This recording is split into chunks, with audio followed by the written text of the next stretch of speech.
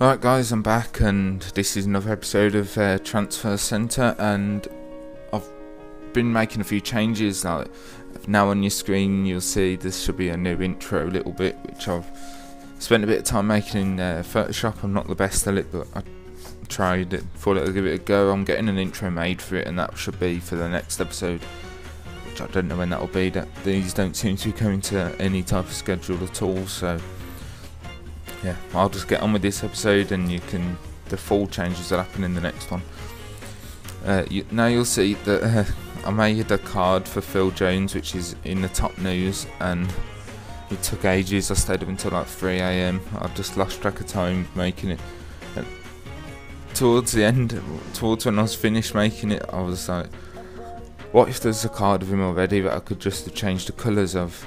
But I had already made it, so I didn't think of that. If there is one, I don't know, I haven't checked, but yeah, I'll start then. Jones has completed his transfer to Man U on a 5-year contract. Liverpool jumped in with a £20 million offer. Jones said he doesn't want to join any club other than Man U, but the £16.5 million or something like that Man U paid for him will go up to £20 million if he earns a certain amount of caps and plays a certain amount of caps for England and plays a certain amount of games for Man U. And the deal will be completed when he returns from international duty after playing against Spain for the under-21s. Some more about Man U here. Man U's money is coming in from massive investment by a company in Qatar, and something to do with flotation on the Hong Kong stock market or something. And I think the same people in Qatar were planning on buying Man U, and with this investment will make them either the richest club in the world or close to, I'm not sure. But I don't know if this is a good thing, because I don't know, too much money can not always work in favour, but we'll have to wait and see. It's too early to really be making like judgments on what's going on.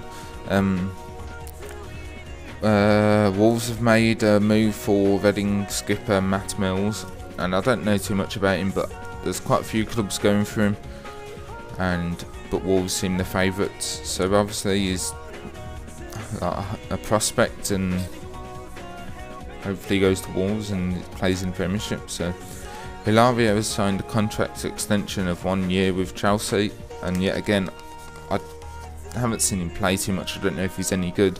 So if you're a Chelsea fan, just tell me if it's a good thing or not, if you're happy with that. Nemanja Vidic has ruled out a Man U exit, because there was hints in the newspapers about him moving to Juventus, but he said that's not going to happen, which is good. There's a funny thing. When I went to Manchester, see Manchester United with my girlfriend not long ago, should be going back again, and I need to release that video that I made while I was there, but I still haven't done it. We sent a t-shirt, and half of it was Vidic's face and the other half was the Terminator's face, and I thought it was pretty cool. Next time I go, I'll pick one up and I'll show it in a video or something. It was really, really good. Wesley Sneijder has gone back on what he previously said, and I'll quote that the Inter fans have treated me wonderfully, and I simply want to thank them. Which this is really like a last statement, really. It seems like he's hinting that he's leaving, and it's from what I've been reading today, it's made the Inter fans quite upset, and a lot of this information was wrote down from yesterday, and I've added some new ones that I've got today, but you might have already known all about these, but I'm sorry. AC Milan has ruled out a Kaká return, Kaká, whatever you call it, return, and I think that's good, because he's just injury prone. He's good, but he's not very consistent, and would end up spending half the time on the bench. Maxi Rodriguez has shown interest in moving back to Argentina. It doesn't say why, but Tevez has also been interested in moving back to Argentina because his family still lives there. I don't know if it's the same with Maxi Rodriguez, but he's getting quite late on into his career, and maybe he just wants to go back and play there. This is a shock for me, actually. I didn't think this would happen. Kevin Nolan is having a medical at West Ham, and from what I've heard from the fans now as well, they want Joey Barton as well, which is a shock. I didn't think Newcastle would have sold him. I thought they liked having Kevin Nolan. I thought he was pretty good. And I wrote down something yesterday. It was about in the afternoon, about 12 o'clock, and it said betting has been stopped on Charlie Adams and Stuart Downing's and Stuart Downing's transfer, like betting type thing. I don't know how you would explain that, but after massive bets were received on their transfer to Liverpool, hinting a move is on the cards. But today I wrote down that Blackpool have said there's been no offers for Adam, so that's quite interesting. I don't think Downing's good enough. I think he's extremely overrated. I think Adam's good. So Liverpool seem to be making a few questionable transfers this season. That's all I'm going to say about it. David Moyes will make a second attempt to sign Real Madrid's Sergio Canales. And yet again, I don't know too much about him. I've heard of him before, and I've heard that he's pretty decent. And Everton don't make that many signings, but the signings they do make are usually pretty good. So I've got faith that that will be a good signing. And did I write anything else down? David Gill has been spotted talking to Udinese, representatives in Barcelona. That's about Sanchez. Yes, it was. Sorry, I've wrote these stuff down, but I haven't wrote down any names, and it's quite stupid of me. But because there was hinting that he was first moving to Barcelona, and then he said that he would prefer to move to Man United, and then Man City said that they've put in an offer for him yesterday, and they're talking about it. But now he's meeting with the Man U chairman, and he said that he would rather go to Man U. So hopefully that's good news for Man U and bad news for Man City, hopefully. And Chelsea to miss out on Neymar, with Real Madrid having made a £45 million bid, and I don't think Chelsea will go that high for him because he's still pretty young. Like, he's good and looks very promising, but it's a lot of money to be risking on players. This is a new section. I haven't made any background in Photoshop for it because I only thought of it after I'd made it all, and I didn't really feel like going back. And it's called What the Fans Are Saying, and it's like some rumours that I've been hearing that football fans have been talking about. And the first one is Ida Gudjonsson's move to Swansea to partner Danny Graham, and this one was pretty popular. It's sort of balanced though. A lot of people said yes and a lot of people said no, but I don't know. I think Ida Gudjonsson's past it, really. I don't think Swansea really should be going for him. There's a lot of other players they could be going for.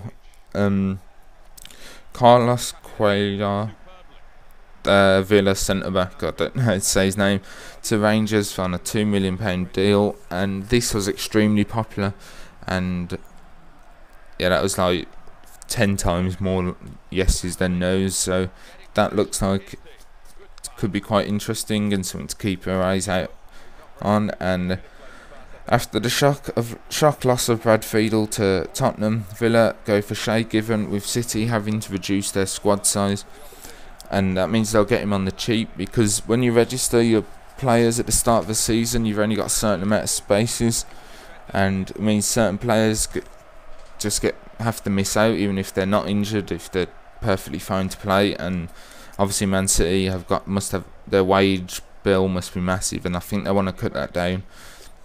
And now back to the usual paper talk now. The Times have said Aston Villa ready to make a remarkable move to bring Alex McLeish across the second city, but have to face a massive compensation battle, and it's supposedly Blues want £5 million for him to go there, or else they'll put him on gardening leave. And I find that name pretty funny, but yeah.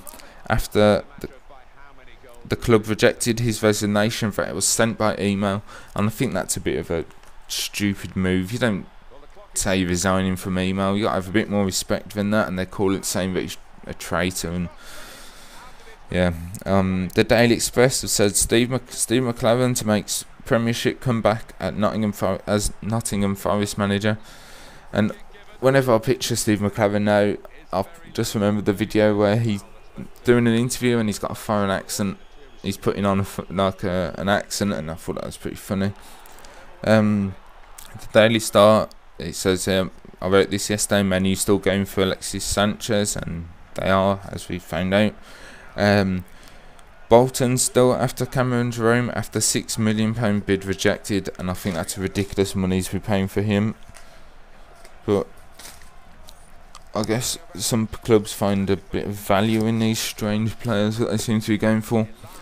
And I know this episode has been a bit much longer than it usually is. If you don't like longer episodes, let me know and I'll make them. Just stick to shorter ones. Hope that you've learnt some stuff. I hope you've enjoyed it. And please leave a like rating and comment on your thoughts. I like answering comments. And yeah, again, if you've got any videos, send me a message and I'll go and watch them. And I hope you have a nice day, and I'll speak to you guys later. And let's hope this audio doesn't fail.